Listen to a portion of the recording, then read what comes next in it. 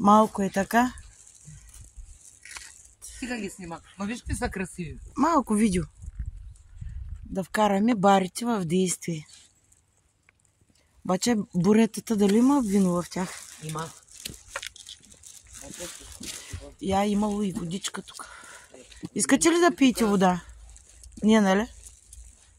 Не ви харесва. И детски като има. Моя даме го няма.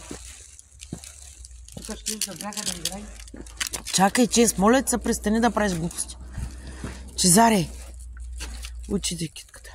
Абе, остави детето да си пише.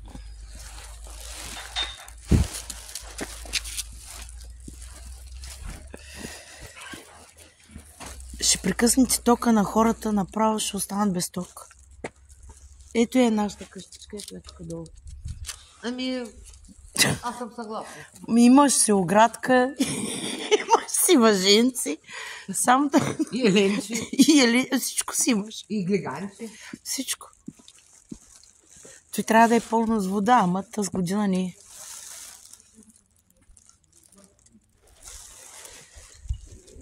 Искаш ли мушмула? Искам да се... Имам мушмула. Той е красиво, да. Аз те снимам, мен ми се тая. Абе, двете бе. И как двете, ма не мога да завъртя камерата? Ами няма да завъртиш камерата. Чакай да видя, ще стане ли? Не, няма да стане. Ела тук е.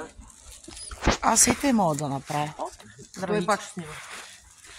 Айде. И то ни трябва да се качим. Не. Това е кружки. Къде да се качим? Това са кружки, бе како. Обърни се. Пак да прави снимки. То не иска големи снимки. Аз с глигана искам да ми се направи снимки. Не.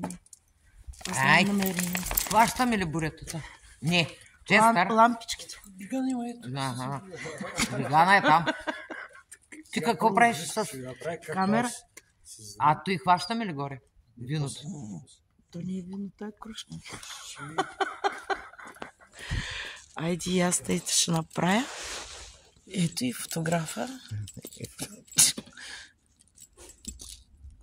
Много благодарим на фотографа. Много благодарим.